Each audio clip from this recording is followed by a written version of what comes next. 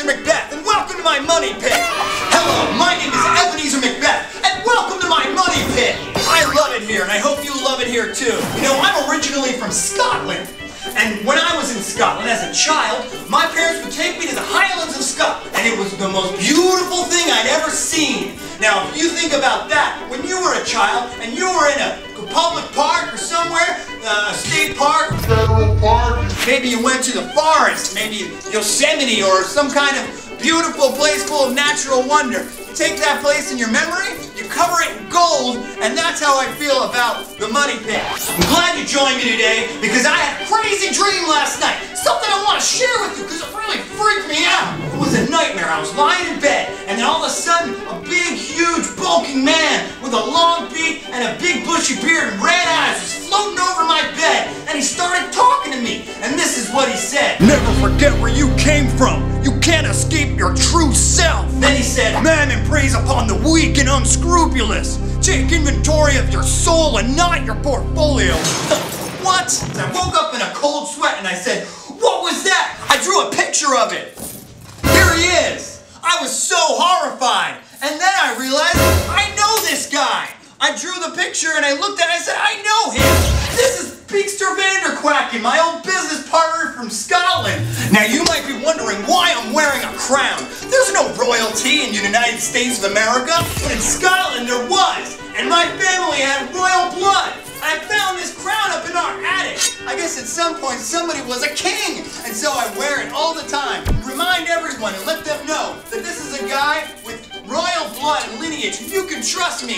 People see a crown, they think this is a man of influence and of means, and they trust him with their money, and they trust him with a loan, they trust him with all this stuff. They want to give somebody who seems like they have money and power more money and more power because they figure they know how to handle it. And that's called using an asset, locating an asset, and exploiting it.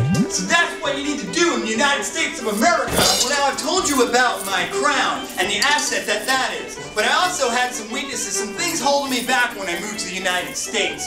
And one of those things was my duck bill. If you didn't notice, that drawing I made of Beester Vanderquacken, that guy is a duck. And I was a duck too. I still am technically.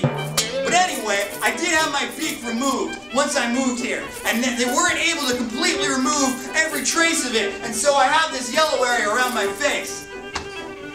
But anyway, in America, I decided to shed my duck identity and become a regular person. Nobody wants to give a duck a loan. Nobody wants to give a duck their money. And so I decided to assimilate and integrate into the regular society. And people appreciate the effort. My bill was holding me back, and so I got rid of it, and then things started coming my way. What started coming my way? Money, and more money. This is a real solid gold coin, but here's the thing. Something is going to hold you back from getting more of these. You've got to figure out what those things are. What do you have that's an asset? And what do you have that's holding you back? Odds are, some big part of your personal self, something you think that is integral to your being, is actually something that's going to keep you from getting rich.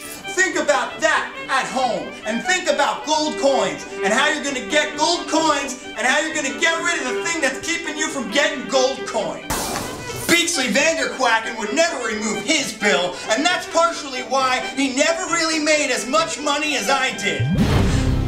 Look, everybody wants to make money, but before you can make serious money, you gotta get rid of your bills. No one's gonna make money until they get rid of their bill, like I got rid of mine. Get rid of their bills like I got rid of my bill. You understand? And then find the thing that you can exploit, an asset that makes you, sets you apart from everybody else, and find that thing and exploit it so you can get rich. So my advice to my audience is this: locate your assets and exploit them, and then figure out what the bills are and get rid of those bills. Locate your assets, exploit your assets, get rid of your bills, and that's the secret. Thanks a lot. My name's Ebineser MacBeth, and I hope you've enjoyed your time in my money pit.